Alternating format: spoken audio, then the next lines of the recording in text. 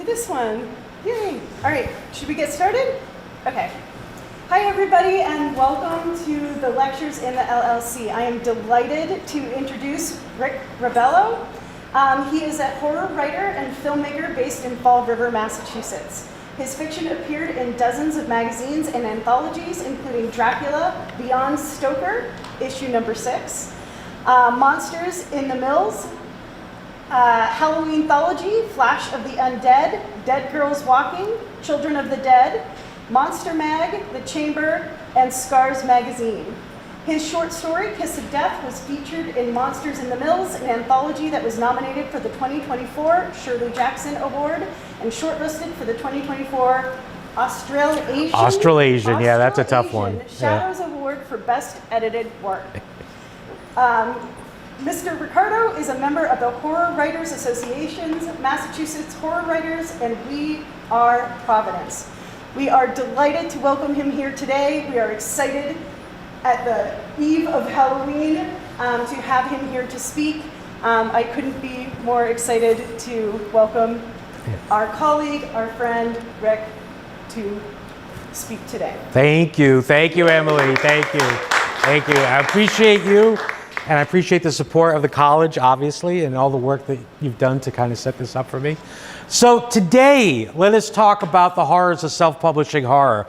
And the reason why I wanted to do this and share it with you is that in the last few years, I've been kind of on an exploration of trying to learn and understand what it is to try to self-publish, right? So what we're going to learn, how to run through a draft and look at a publishable story, some differences between actually, this one we're not going to cover too much, the different type, microfiction, flash fiction, short fiction, novelettes, novellas. We're going to talk a little bit about SHUNN manuscript standards, finding beta readers, right? Things like how to handle rejection, basics of self-publishing on KDP. That's going to be more of our emphasis than anything else. But essentially today, let's work on the self-publishing process, which is first, write, second, format, third, submit, and then fourth, hopefully, at the end of the day, publish, all right? Now, some of you I know in here have taken my class, and if you've taken my classes, you know I hate it when you have to sit there and write the entire time. So what I've done is I've got this QR code up, so if you want, you could just scan it, and it'll take you to both the PowerPoint and PDF version of this. That way you don't have to worry about remember anything, and if you see anything you want to go back and refer to, you can kind of just jump back there, all right? And I will be showing this QR code again at the end of the thing.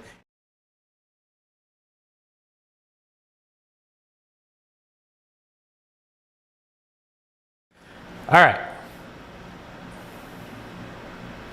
So a couple of years ago, I was turning 49, and I decided I was going to do something foolish. My whole life, I'd been writing stories, and certainly horror stories, but never tried to get anything submitted, never tried to send anything or create anything for publication. And frankly, for most of my life, the concept of self-publishing was just not something that existed, right? Unless you're going to photocopy things on a photocopy machine, staple them, and hand them out to your friends, right? Other than that, there really was no self-publishing. Certainly not easy, and certainly not cheap, all right? So I sent a story, The Steel Tomb, to the Chamber magazine, and they published it on their website, and I was like, oh wow, someone actually cared about something I wrote. That's cool, right? So I started to catch the bug, right? It was the first piece of fiction that I published. I thought it would be my last, and then I was like, wouldn't it be really cool just once to have an actual book that I could hold in my hands that has one of my stories in it? Like, wouldn't that be awesome, right? So I started sending out stories, and Wicked Shadow Press put me in the Halloween Anthology 2023. And I was so excited, and I got it in the mail, and I was so happy, and I was finally holding a book. And then I was like, I don't think I'm quite satisfied. So I just started writing stories and writing stories and writing stories and sending them out and sending them out and getting rejected and sending it out again and getting rejected and sending it out again. So now I'm in over 20 anthologies, right?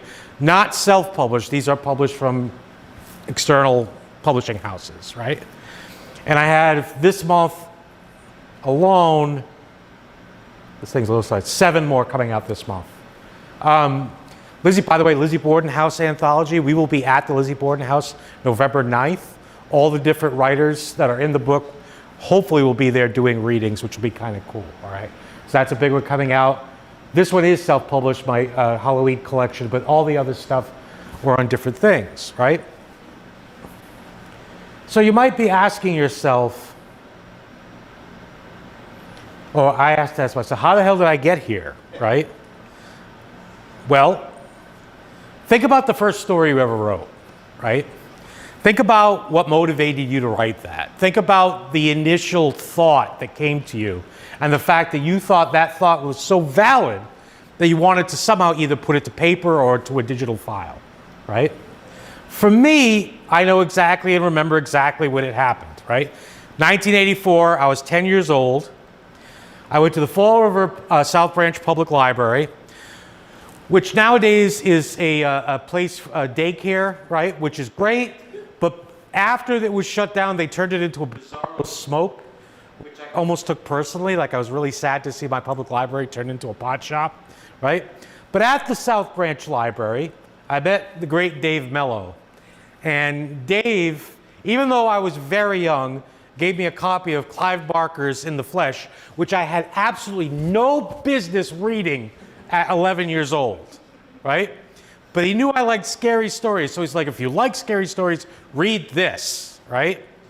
And from that point on, I was reading way above my, and I'm sure a lot of you guys have the same story, where you got into some stuff that was a little bit above your level when you were young, and you kind of get on that path, right? So one of the first things, if you want to get into this, you know, talk to your librarians, go to your libraries. They're a great resource, right?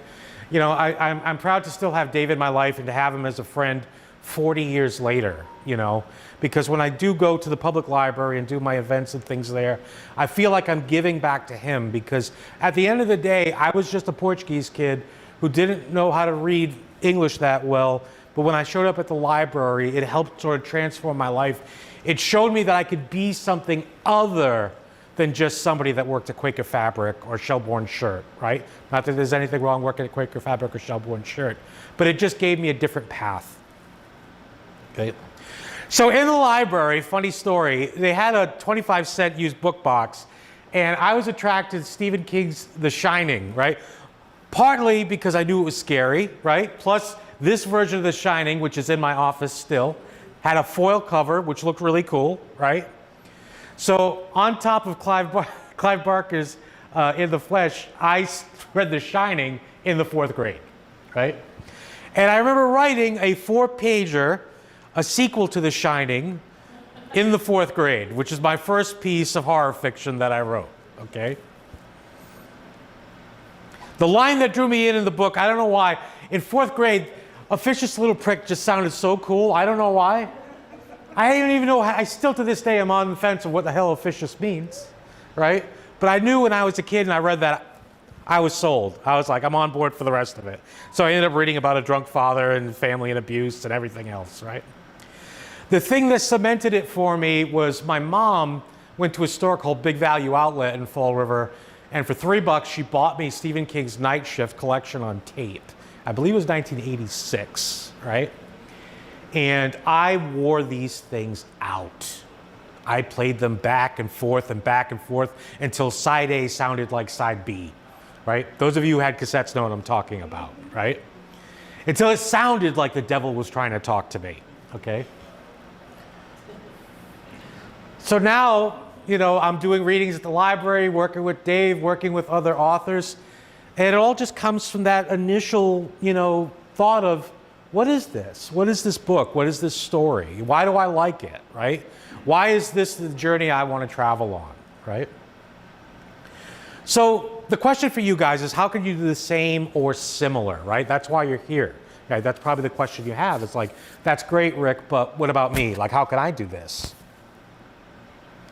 First, you just got to start writing. You just got to start writing. You got to put one foot in front of the other and start writing. That's it. Okay? You can't wait for somebody externally to kick you into it. You have to just start doing it, right?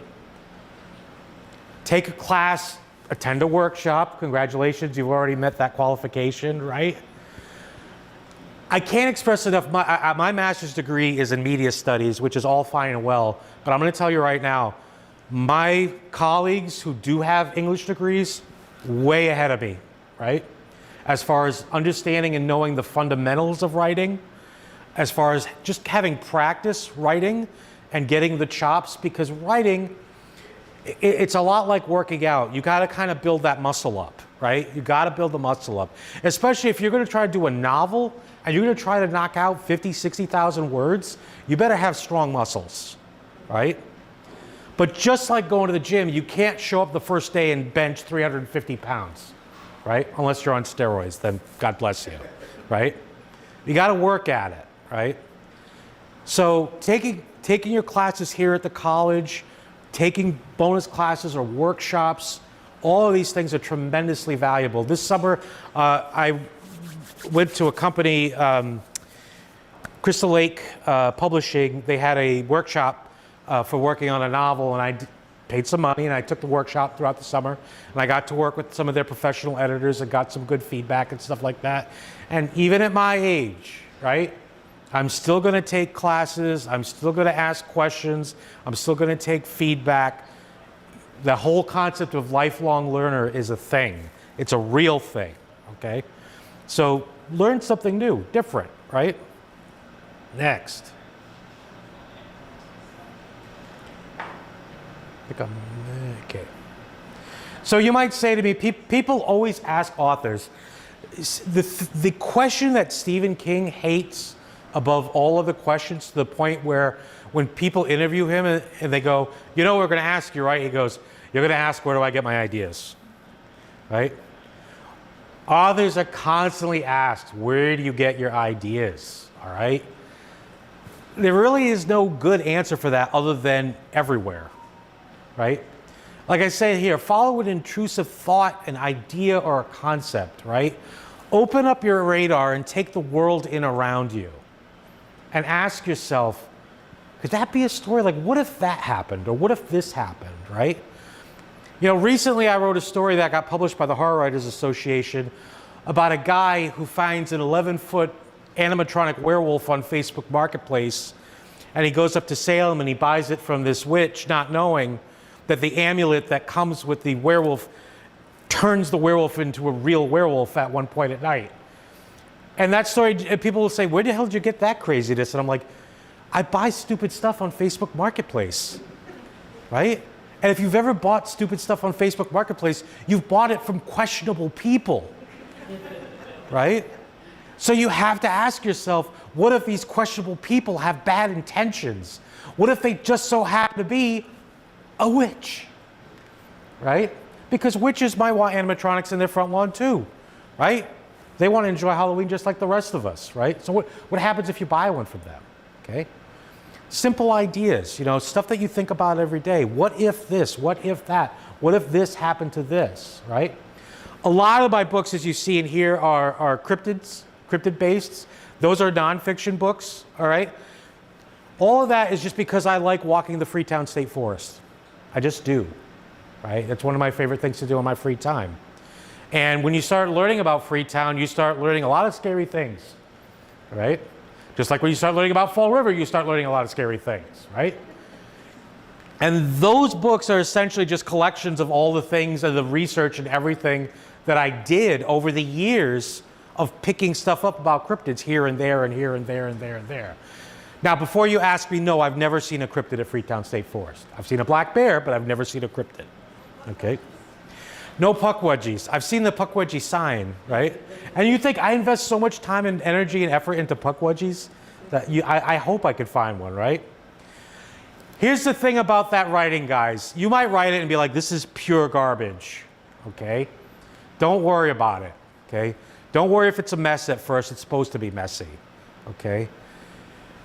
All decent, good writers have to submit their stuff to different editors, different readers, and when you get this fine, like this is different because these are self-published, right? And I'm going to talk to you about why that one of the negatives of self-publishing is that my books, these books, are not really going through the process that they would go through if they were going through a publisher. And because of that, they come across a little clunky, all right? Because when you self-publish, you kind of have to admit or subject that unless you're perfect, you're going to have some clunkiness in your work, all right? It's not going to be perfect. You're not getting as many eyes on it as you would get if a publisher had it, right? But don't worry about it. That's just the way it is, right? That's just the way it is, okay? It's hard, like I said, when you're talking 30 to 60,000 words, that's a lot of stuff to think in your head, right? And that's a lot of information for you to be holding at any given time. So it totally makes sense that you might screw some stuff up or misplace some stuff, right? Our friend Krista Carmen, we were at Once Upon a Bookstore in Fall River the other day, and she had this great thing. She was talking about her book, Daughters of Block Island, which won the award for the Bram Stoker Award. So this is a Bram Stoker Award-winning book, okay? And she thought it was, she thought she nailed it. She went through the process, vetted, and then she gets an email from a woman that said, okay, so the main character is supposed to be a vegan, right? And she's like, yes. She goes, in this page 226, she's eating fish. Right? But that's what I'm talking about. It's like no matter how much you do, stuff for some reason will slip through the cracks, all right? Don't worry too much about it, right? The key element, guys, when you're first starting is just to get it down on paper, right? Find your process, right? Everybody does it their own way, okay? Do not waste your time and ask me if there's one definitive way to write that you know is going to work. My answer to you will be, I have no idea what your definitive way of writing is. But you need to go on that journey, right? For some people, you know, it will be just typing on a computer. This thing's got some lag, right? For most people, yeah, it's typing on a PC, a Mac, a laptop, desktop, pretty standard nowadays, right? But, you know, you might be just typing on your phone, right? There's been times I've been in the middle of Freetown State Forest and I just fire up Google Docs and I just... There's been times that I've been lying in bed and I was like, oh my God, now I know how to get from point A to point C, right? There's no modality that's going to make your story any more or less valid, all right? There isn't. The important thing is you get it down, okay? Like I said, even if you want to use a quill, just to be direct, let me tell you something. I was at the H.P. Lovecraft convention 2 years ago, and it was like the older writers were doing this battle where they were trying to show who was more hardcore. And people were like, well, I only write on a notebook, and I only write on a steno pad. And I was like, anybody write on a quill? Like, everybody was trying to see who was the most old school hardcore. And I'm like, at the end of the day, guys, it's going to be a Windows doc file. Okay? So don't feel that you're not valid, right? But that being said, if this gets you to the place mentally that you need to be to write that thing, then do it, right? Because it's so hard at times to get mentally in the right mindset for what you're writing that, yeah, maybe sometimes a little accoutrement helps you feel a certain way, right? Maybe sometimes taking a trip out to a forest and writing it on a park bench gets you to feel a certain way, right? Never be embarrassed at how you arrive, right? The important thing is that you arrive. So just get your story down first. Don't worry about perfecting it yet. The first thing you need to do is you need a story, okay? You don't need an idea. Ideas are easy and they're cheap. What you need is a story, okay? What you need is a manuscript, okay? That's why another thing that'll drive writers crazy, never go up to a professional writer and say, I have so many great ideas. If I give you the idea, can we split the cost? Do not do that. Do not do that, all right? First off, writers have plenty of ideas already cooking. Trust me, I guarantee you, okay? If you go up to any writer at any given time, they're probably 20,000 words into something already, okay? So once you have it, Here's the thing, really important, read it out loud. I'm sure your English teachers have said this to you, and I can't emphasize that enough. There is something about when you read your prose out loud that makes you go, oh my God, that sounds horrible. Right? That sentence does not sound like a sentence should sound. Okay? There's something about when you can look at it on the paper a million times, and a million times it'll make complete sense to you. And you'll say it out loud and you're like, oh my God. Right? I had a reading last night in Westerly, and I was reading a Lizzie Borden story, and as I'm reading, I'm like, ugh. I'm like frustrated, and I wanted to edit as I'm reading it, right? And I'm like, I already sold this thing, like it's done, I can't touch it, right? But I'm still standing there in front of these people going, right? So read it out loud and then start your second draft, right? Writing is about rewriting, okay? When you write your first draft is essentially you going out and buying a giant mountain of clay. That's what it is. You're just going out and getting yourself a big, just giant blob. That's your first draft. Your second draft is when you start eliminating the stuff from that blob, okay? Your second draft is when you start seeing this thing look like something, right? But that first draft, it's going to have way too much stuff. It's going to have a lot of things going on that are not quite good, but start working on that second one. I'm going to talk to you a second and bore you about formatting, okay? The format that people use professionally if you're going to submit anything is the SHUNN format, okay? I believe this takes you to the official SHUNN website.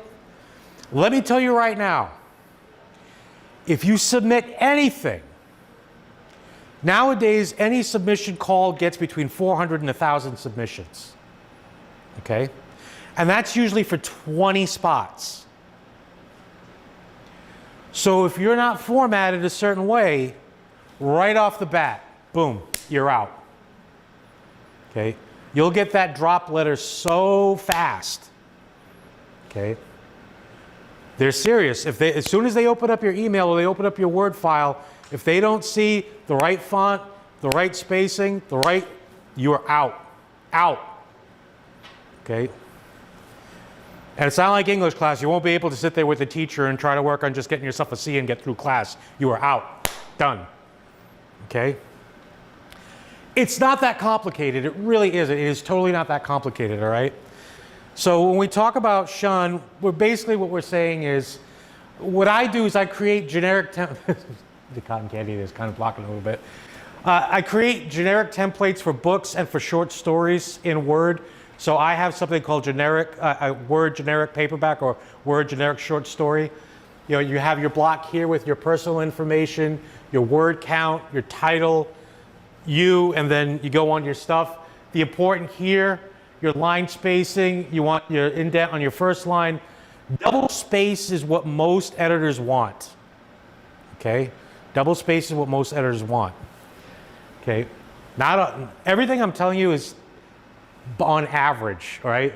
Everything applies differently depending on what they're asking for.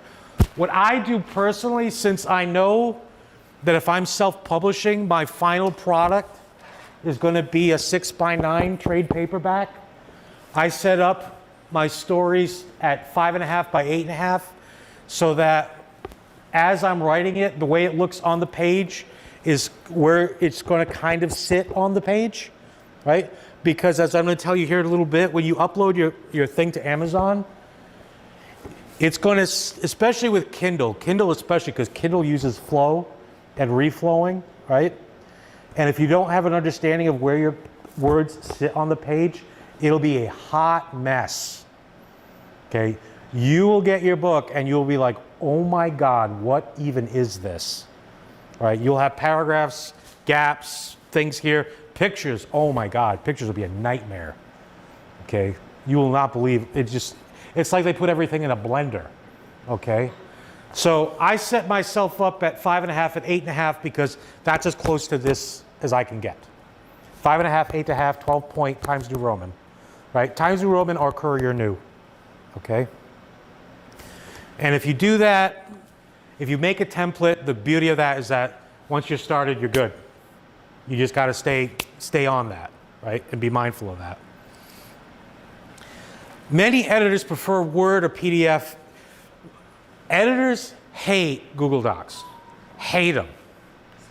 Right? Does anybody know why? What's that? Anytime you make a comment, it sends you a notification. Right. Every change you make a comment, they get a notification. And they don't got time for that. Right? Most editors want you just to send it in Word so they can do the edits. They can track edits and changes, right? One of the big things if you're trying to prove that you didn't use AI is being able to show your changes so that they could see the evolution of your work, right? Just like, in math when you say, can I get, points for my work, right? Same thing now with writing, okay? If you can track your changes, you can show your teacher, your editor, your publisher the work, okay? So now you have a story and it's formatted properly, now what, okay? Beta readers, editors, all right? This can be hard, okay? It is hard. The problem is 9 times out of 10, the people most qualified to help you with it are already so busy doing it, okay? Asking someone who writes to read your stuff, if they like you a lot, they'll do it, but chances are they're already tremendously busy, and it's going to be a while, okay? But this is an essential part of the process, all right? So where can you find people? Social media, writers groups. Now, the next two have a caveat, friends and relatives, okay? Part of that caveat is they're not professionals, right? The second thing is their relationship with you is going to taint their approach to how they're going to criticize you, right? What you really kind of want is someone who's completely dispassionate because you want to get an honest feedback and not like, I like you, so I'm not going to say it totally sucks. Or I like you, so I'm not going to be critical of this, right? Then that's the thing you got to be mindful of. There are people that you'll find online, on social media, in writers groups that are willing to look at your stuff. Now, the bad news is it might cost you some money, right? Getting a hold of professional editors often will run you some cash. Okay, so be mindful of it.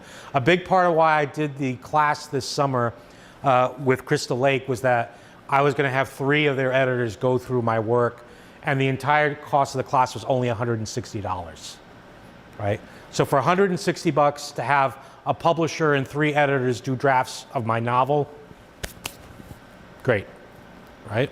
Great. All right. Any questions so far? I know I'm going really fast. Right? All right, so let's talk about AI, all right? That's always the elephant in the room, right?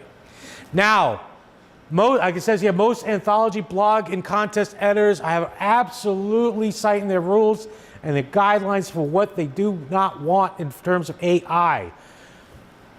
If you are submitting, whatever the submission call is, read it thoroughly. Then read it thoroughly again. Then read it thoroughly again, okay? Because like I said earlier with formatting, you will get the boot if you're even a hair off, okay?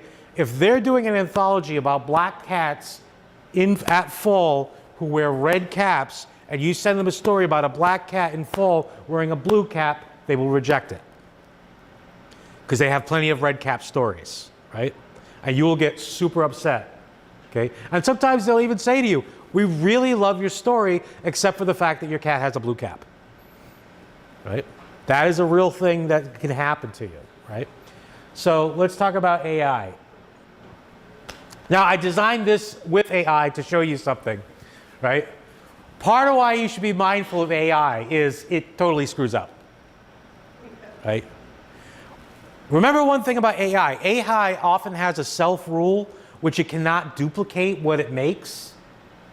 Okay, and because of that, you get aberrations, okay? Even if you're asking it a basic, straightforward thing, if you ask it twice, you're gonna get 2 separate things, right? And then you're gonna get aberrations, okay? Just weirdness, okay?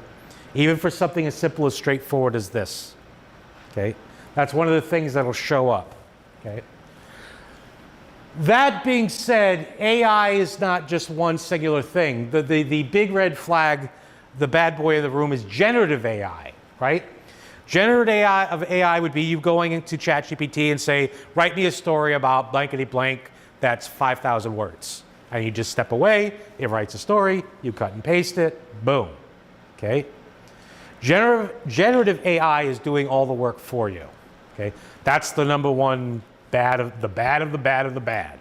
All right? That you don't want. Then you have assistive AI. Now, this is currently debated and will continue to be debated. And even when I show you the horror writers' rules here in a second, the big problem with assistive AI is it's in so much of our stuff, right? We all know that corn syrup is bad for us, but do you realize how many things have corn syrup in it? And the hot mess it would be to try to get corn syrup out of everything, right? So this is the problem because Microsoft Word has AI, Google Docs has AI. Almost everything we use for grammar and spell checking is in itself an AI, right? So the big question is where do we draw the line? When is it right or not right, right? That's why it's a yellow flag, because I feel like this is something that is still and will continue to be debated, right? Green flag, you know, whether you're doing grammar or spell check, if you can prove that it's an old-fashioned version that's not AI assisted, then you might be okay. But, that being said, even if you use only green flags, you could still pop positive for AI, right? What AI scanners look for the most part, is if you write too well, okay? So really good writing with really good grammar and really good spelling will get you pop positive for AI. So if you're an educator and you're using AI scanners, be mindful of that. Be careful, right? Because a lot of fake positives, right? A lot of fake positives with the scanners. Because remember, when you're using an AI scanner, you're using AI to scan AI, right? You're using a thief to tell you how did someone break into your house, right? Always remember that, okay? And be mindful, okay? Like I said, using AI to scan for AI could be problematic. Make sure your rewrites are your own, because the really tempting thing, and I've been tempted myself, is when you get that little thingamadoo and it's like, you should rewrite it this way for clarity, and you want to go, oh, but it's like, no, right? Keep that in mind. Using AI to fix or scan for AI can also be a problem, okay? This is just the HWA rules. You guys can read this if you download the thing, but the Horror Writers Association had to make hard and fast rules because people were literally quitting because most of the bigger writers wanted an absolute purity, zero tolerance stance on this. And the problem with purity, zero tolerance stance on AI is that some people use spell checks. Here's the tough part, right? Most editors nowadays don't want to edit. They don't want to edit. Okay? If you send them stuff with grammar and spelling problems, they get really upset with you. They send it right back to you and they go, fix it! Right? So a lot of people are going to lean into AI-assisted programs just to clean up their work, right? Not to make the story for them or write the story for them, but just to clean it up, right? So the HWA was having problems with its members because a lot of the members were like, no, zero tolerance, right? And that's a problem when you say that, because then some people are like, well, you know, I've been using Word for however many years, or I've been using word processor for however many years, right? If it's zero tolerance, how do we do it? And then people were trying to figure out how to go into Word and you'd have to go into Word and turn this off and turn that off and turn this off. You'd have to go deep into the settings and do all this stuff, right? So the AI, what the HWA said essentially, no generative AI software, whether cloud-based or locally installed on any of their servers or devices, right? Now, they're letting some things go with assistive things, right? Remember, if you're a disabled person and you got to use voice to text, you're using AI, all right? There's a lot of different things that AI does just to help disabled people or people who have, you know, reading issues or dyslexic or things like that, right? So once again, it's really tough to be zero tolerance, okay? So let's talk about the good and the bad for self-publishing, okay? So the good thing about self-publishing, number one, is full creative control over your content, all right? The way it looks, the cover, the pricing, everything, right? You don't have a publisher telling you anything, right? It's faster to market. One of the reasons why I've self-published so many books is that I can do one in a few days if I really want to, right? Especially if it's a children's book is 32 pages, but it's only 16 pages of text, all right? So if I could clean it up and turn it out, I could turn it around pretty quick, all right? If you have stuff at home, a lot of us have trunk novels. If you've never heard the phrase trunk novel, what that means is a story or a book that you've already written, but you thought it kind of sucked, so you just never did anything with it, and then you kind of want to publish it, so later on in your life, you're like, all right, I'm going to go ahead and publish it, right? Some of the stuff I have is just trunk stories that I've had for a long time, okay? Higher royalty rates, you're going to get 35 to 70%. Right now, royalties is a massive, massive, massive problem in publishing, okay? The mid-level publishers are really, really, really doing a bad job paying their authors, okay? If you go on social media and you have a lot of authors in social media, you're going to see a lot of people bitching about not getting their money, okay? And that leads to people who would rather self-publish, because if you self-publish, your money immediately comes in. There's no debate. You don't have to ask for an audit, all right? The group I belong to, the writing group, We Are Providence, we literally almost had to take the first publisher to court because they were trying to say that we hadn't made money in 5 years or something like that. And we're talking about books that have been nominated for Stoker Awards and all this other stuff. People were buying the books, right? So getting your own royalties, retaining the full rights, okay? You can publish it yourself, but if you want to sell it later on, you can. If you want to reprint it, you can. There are stories that I have in different parts, different collections, because if I think it's germane to this thing, I have the rights, so I can reprint it here or reprint it there, okay? And then you can easily update or revise content. I'm going to show you guys Amazon here in a second if I don't run out of time. But one of the beauties of Amazon KDP is I can upload a new Word file, and within 48 hours, everything's updated, right? So if I see a boo-boo, it's only about a 2-day turnaround before I can get that fixed, okay? Okay, global distribution through Amazon. The one thing I'm not going to cover today is Ingram Spark, but Ingram Spark is the second biggest or the biggest for self-publishing.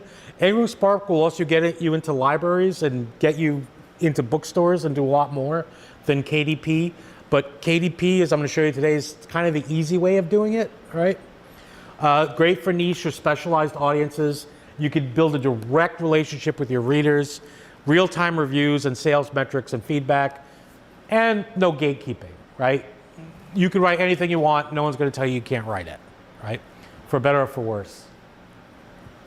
Now the cons, all right? And these are important. You got to spend some money up front, right? You're going to have to spend some money up front, whether it's to get an artist, whether it's get to an editor to look at it for you, whether it's have someone do layout, right? You might have to spend some bucks, all right? Even if you're just going to order copies for yourself, each one of these copies of Intrusive Thoughts cost me about $4.50, right?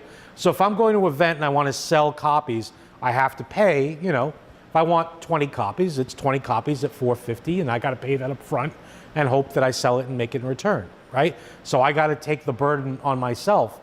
And if it's one book, that's not bad, but as you can see, I got a lot of books, and if I want to sell those books, I got to spend a lot of money just to have stock, right?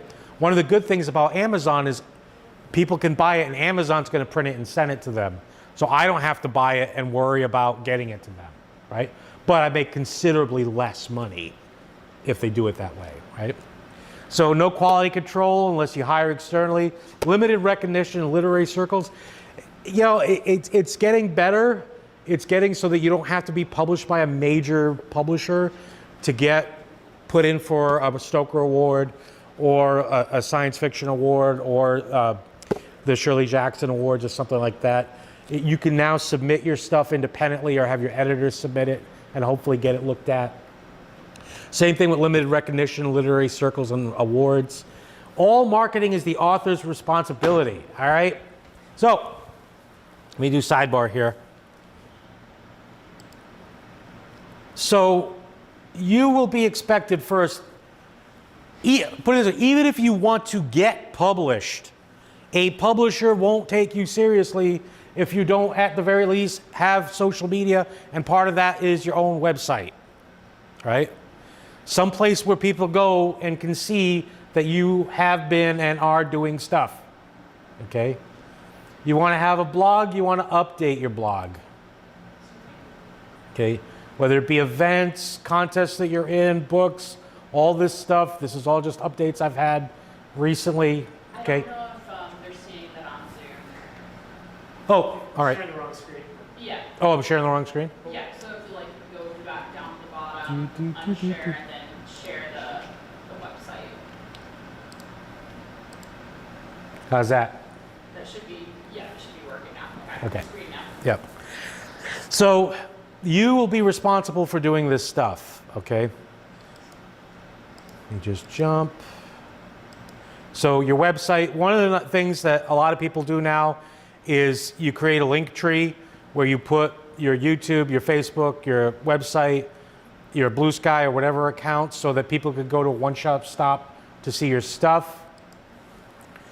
You also want to make sure you have your Amazon page, author page, and make sure, don't just sign up with KDP and then just leave it. Like, you have to fill out the stuff for your author page, your bio, your background. You even have to at times tell them, this is my book, right? Especially if it's a book that you personally didn't write, but you were a part of. For instance, the copy of Dracula Beyond Stoker that I'm in, I had to let them know that I'm in that book. Monsters in the Mills, I had to let them know so they can include it in my list. All right. And yeah, even old fart stuff like Facebook, right? You have to keep it, maintain it. Facebook, remember, even some of you younger people will be like, oh, Facebook, really? How old are you? Yes, most writers right now are old. Okay, we are Gen X. We use Facebook. Okay, I have met most of my colleagues on Facebook. I met them on Twitter before Twitter became another thing. And we kind of all moved. And most writers now are on Blue Sky, Facebook, and Instagram. Okay, that's where most of them are. And it's where you can talk and have fellowship and meet up. And more importantly, join groups. Right? This is social media is where you're going to find a lot of writing groups. You're going to find a lot of people who just want to read. Okay? Average civilians, but you'll also find a lot of professionals. Yeah? Do you have a separate Facebook page? I don't. I need to do that though. Yeah. Yeah. No, but a lot of authors do. A lot of authors have it'll be their name and then it'll say author. Right? But I still don't consider myself at the point where I need a separate thing. I don't know why, but I'm getting there. Right? This is my grandson. We'll talk about him in a second. All right, I got him. I got to speed up. All right, other cons: no advance payments, harder to get a prestigious book review. Right? Let me switch this again on Zoom. Where is the Zoom? I think we're good just about full screen. Yeah, it's sharing everything. Oh, it's sharing everything now? Yeah. Okay, good. Good. All right. So it is time consuming, all right? Because if you self-publish, you are taking the role of everybody that would be at a publishing house, whether it be editing, whether it be marketing, whether it be design, whether it be layout. If you self-publish, you are assuming all of those jobs. And each one of those jobs is a job, okay? It is work, it is time, it is effort, it is energy, right? Like it says here, lower initial sales without audience or strategy, right? If nobody knows you, like, what do you do? You know, one of the things, actually, I think I have it on here. One of the things I do is initially, I'll do like giveaways. All right, I'll do, jump, all right. I don't have that slide here, but I'll do a giveaway. When you join KDP, if you want to have your book as an Amazon Unlimited book, you could choose to be Amazon Unlimited. If you put your book into Amazon Unlimited, remember, your book is essentially free for thousands of people, okay? Putting your book in Amazon Unlimited, which is just a click when you're getting your book set up, essentially puts it into the world's library, okay? So you won't get a lot of money, right? And usually what I do is the first 5 days I release my books, I'll make them 100% free the first 5 days. And that usually will drive up my numbers as far as readership and monthly stuff, and it helps in that direction, right? I'm still missing a slide. Okay. All right, so we're running out of time, so let's get to it, all right?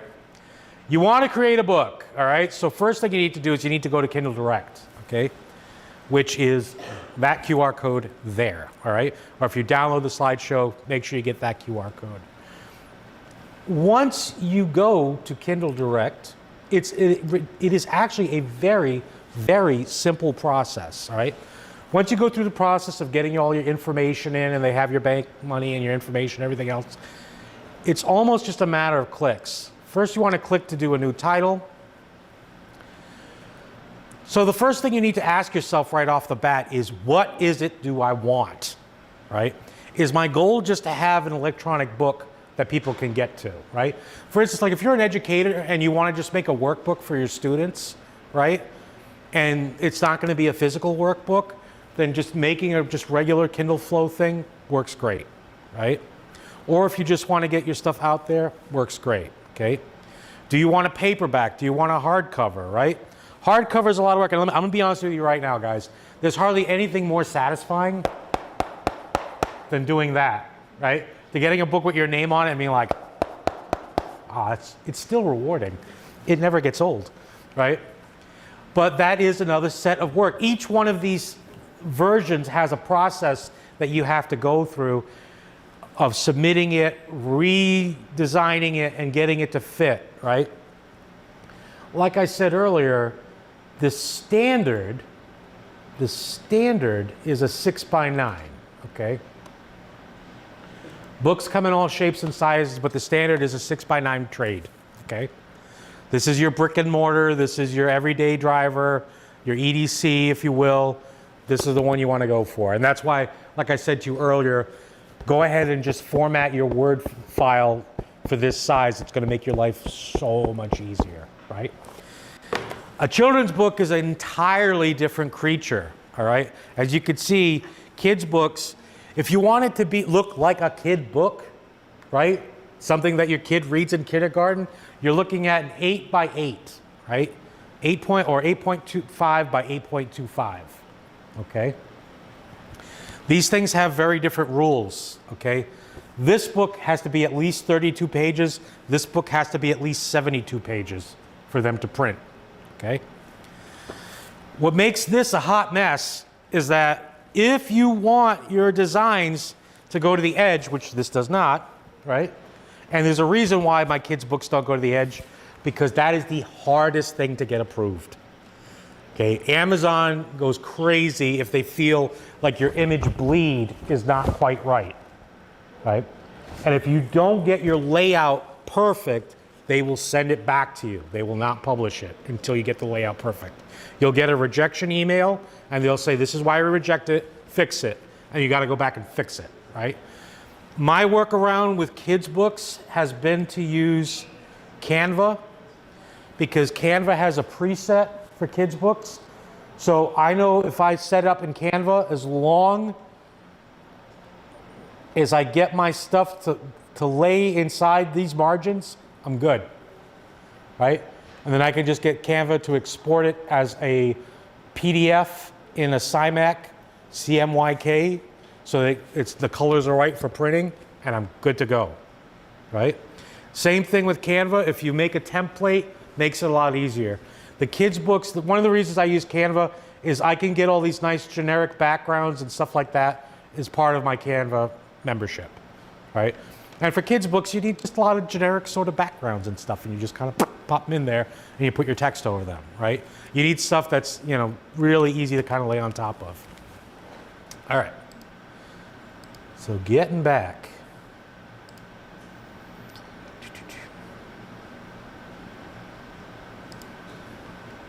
All right, the two things you need once you fire Amazon KDP, once you've decided what you want to do, whether it's a 6x9 trade or a kid's book, right?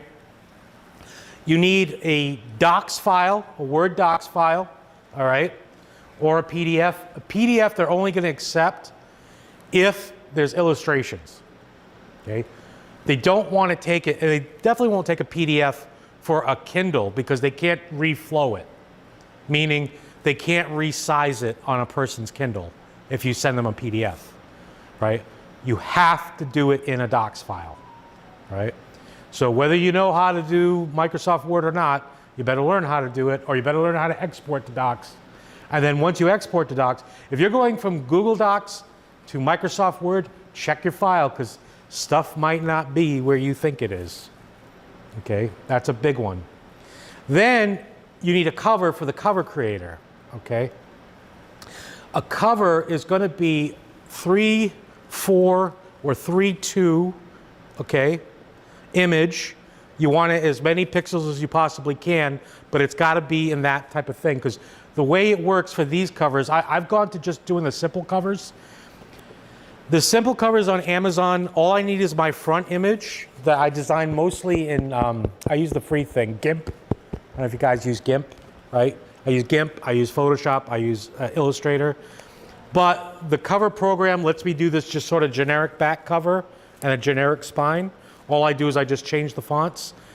You can make a wraparound cover, but I'm going to tell you, just like with the kids' books, that's a hot mess to get right and to get them to approve. All right? It looks great. Some of these, I think that's one over here. I'm seeing it. Right? Some of these have wraparound covers, and it's much nicer because the whole thing has a nice flow to it. But if you notice, I went with really generic graphics here so that I could get it through, right? It's not as detailed as I want, but if you want a wraparound cover, you really have to nail all the specifications that they have, okay? So that's what you need. You need a Google Doc file, and you need whatever you're going to do for a cover, right? So you pick what you want, okay? We talked about the size, right? Like I said, formatting children's books is a hot mess, but it's totally rewarding, right? So when you're done, what you have to do essentially is create 4 different books if you want to sell it every way on Amazon, okay? You got your Kindle, you have your audiobook, your paperback, and your hardcover, okay? Now, audiobooks, Amazon offers a free AI thing that will just take your book and make it an audiobook, right? But remember, it's going to sound like an AI person reading your audiobook, right? Now, if you don't have professional people that can read for you, or if you don't have a budget to spend on a professional reader, you know, if you just want it, then you can do it that way. It doesn't cost you anything, right? It goes right into, what do they call the audiobook thing? Audible. It goes right into Audible, right? But when you're done, this is what it should look like, right? And you pick your prices, and you have your author copies that you order there. I'm not trying to go from rags to riches, so I don't charge a lot for my stuff, you know, but it's up to you what you want to charge, okay? So if I'm charging only $5 for an ebook, I'm making 75 cents, right? Just to give you guys an idea, I want it to be completely transparent, right? If you think you're going to get rich and famous, you might want to wait on buying the Ferrari, all right? My total income this year from KDP, $564.63, right? Now, it's not zero, right? But once again, I'm not putting a down payment on a Ferrari with it, right? So keep that in mind, right? It is good, and that's not to say that you might not write something that becomes popular and you do hit it, right? But what I want you to do is kind of manage your expectations, especially at first, you know? What really matters to me is not that 564.63. It's my KENP, which is the total number of actual pages of mine that have been read. And this year I've had 40,592 pages read. Actually read, okay? Not just somebody bought the book and it sat in the shelf. That's people on their Kindles literally reading the books, right? Yeah. And that means way more to me than the $500, right? because it means people are actually reading it, right? For better or for worse. And for me, you know, especially just to kind of wrap up, you know, at my age, I wasn't going in thinking I was going to be Stephen King or be the next greatest writer. I just wanted to write things. I just like writing spooky stuff, right? I do this, I can't say it's a hobby because now I get paid for it, but in a way it's just to kind of make me whole, right? And to explain that to you better, let me talk to you about, oh, I think I got the wrong slideshow here. Once again, why do I still write? First off, because the stories show me who I am, right? So like, a good example, I got this coming out. I made this, I think I showed you, this is for my grandson, right? And it's a book about why he got his name, where his name came from, right? And it's not something that I'm gonna sell like mass market and try to get out there. But if you want to do something personal for people in your life or to share your family's history or something like that, you know, what better way to do it than just make it a book? You know, it doesn't have to be rocket science. You could just go on Canva, write some stuff down, grab some images, and then print it and just have it for you and your family, your kids, right? Because a little kid, one of the things I absolutely adore, I'm kind of stuck now because now that my nieces and nephews know I do this is them opening up my cryptid books this last year. So they all got the books and they all came with these 3D printed figures for each book. Because I got this company that I signed up for to get the rights to all their 3D animal files. It's called Flexi Factory. That's why they flex, right? So I can print up any of their characters, sell them or give them away, as long as I pay my royalty every year. But now I get to make them to coincide with the books that I write. So this year, for my nieces and nephews, I shared my spaghetti with a Yeti, which is kind of my version of a Dr. Seuss book that I tried to rhyme, right? So they get a Yeti and they get their book, right? So it's something where if writing is something you enjoy and you want to express and you want to make a fun, professional, good-looking thing, it's not impossible. I wish I had more time to get in depth with you guys about this, but it's something that is attainable. It's something you can do now, right? But you also have to manage, your expectations and ask yourself, what is it you really want from it, right? At what point are you getting joy from it or not joy? What about it is attracting you to it, okay? If you do that, then you'll never be upset, right? But if I ever get to do my other presentation and talk about trying to get published, that's an entirely different monster, right? That's an entirely different monster. One that you need an incredibly thick skin for, all right? Because it's one thing to do things for yourself and to be happy and proud. It's another thing entirely to try to do things for markets, all right? All right, guys, I'll wrap it up there. I know I'm just about out of time. Any questions? No? Yes? This is so wonderful. Thank you for doing Oh, this thank you, topic thank you. and seeing all your books. Yeah. It's really wonderful. I'm curious, do you have a certain printer that you go to that you work with? No, it just Amazon prints it all. All of it. Yeah. Yep. I set an order for author copies, and they're usually between $3 and $7. The kids' books are the most expensive. Yeah. The kids' books are almost $10. And it sucks because it's one of the things I don't want to try to set. I was at Once Upon a Bookstore and the woman there is so wonderful. And she's like, yeah, how much are you selling these for? And I told her, she's like, you're not going to make any money. I'm like, I feel guilty asking $20, you know what I mean, or $15, But yeah, I just let Amazon do all the work. So do you ever print a big run? Yeah. Well, to me, a big run's like 20 books. 20. Yeah. So I do have to make a quick plug Yeah. for the Writing Center tutors. Oh, yes. So Yep. you can have, if you're all interested in writing, which you're here, so Mm-hmm. I'm assuming yes you are, right? You can also meet with any of our Writing Center tutors, our peer tutors, our Mm-hmm. professional tutors. Here in Fall River right now is Kathleen Hilton, and she actually worked in publishing. So, we're in person, we're also online, and we have asynchronous tutoring, right, that Amanda is the coordinator for. So please, you know, and maybe we can get a guest appearance Yeah. by Professor And, Ricardo. and like I said, you know, this is stuff that's going to cost you money otherwise. You know, while you're in college, you know, I feel like students a lot of times, like, they don't get the benefit of college. And I always say to students, you're surrounded by experts, you know. You sit there and go, oh, these are boring professors. It's like, these people also have passion and they have expertise and stuff. And most of us, if you get us talking, won't shut up, right? So if you ask us and you show some interest in our stuff, we will be glad to talk your ear off about it, right? And to have a writing center and to have people that you're not paying the money that can go in and look at your work and give you an analytic, you're going to be ahead of the game, right? And that's why I said earlier that my friends that do have English Lit degrees are ahead of the game because their understanding of fundamentals is just better, right? I had to learn a lot of things that they had learned years before me, right? I had to learn a lot of things that they already take for granted, right?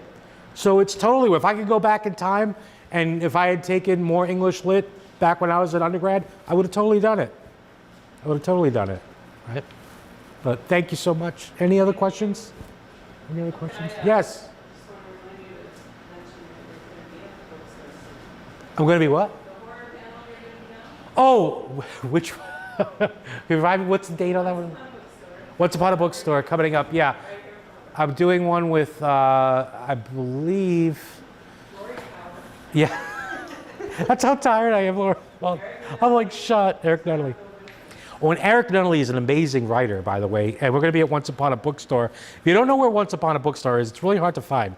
It's at the former Spindle City Mill, right next to the Hong Mee's restaurant, right? You got to walk up on the second floor where they have the kids' gymnastic thingamabob, right? But they are trying so hard. Serena's doing such a great job and trying. She's bringing some amazing authors to Fall River, like insane. We're actually working with her for Yeah. on something for next fall. Yeah. So. She's really, I give her so much credit. Like, I know she's got Clay McLeod Chapman coming with Krista again, Yeah. right? And I know, like I said, this Saturday, you know, she's got a murderer's row of great published horror authors that are going to be there. Like, it is wild, right? And you can go, it costs you nothing, right? Once Upon a Bookstore. Go get yourself some pad thai for lunch and then go upstairs and listen to famous authors. I mean, that's a good deal, right? And the pad thai is affordable, so keep that in mind, okay? But anything else? Anything else? So I just want to let everybody know we have a bunch of Rick's books around. We have them set up on display, but they don't have to stay on display. You can absolutely check them all out, grab them, read them, and up his page read numbers. So please take them with you if you want a good read on this Halloween weekend. Now, Thank you, Rick. take them with a grain of salt too, because remember, those are the ones that are in here are all self-published. So there are some boo-boos there probably that you'll find. And if you find a boo-boo, let me know. Let me know so I can fix my boo-boos, right? Thank you. Thank you. Thanks, Rick. All right, thank you guys. Thank you guys for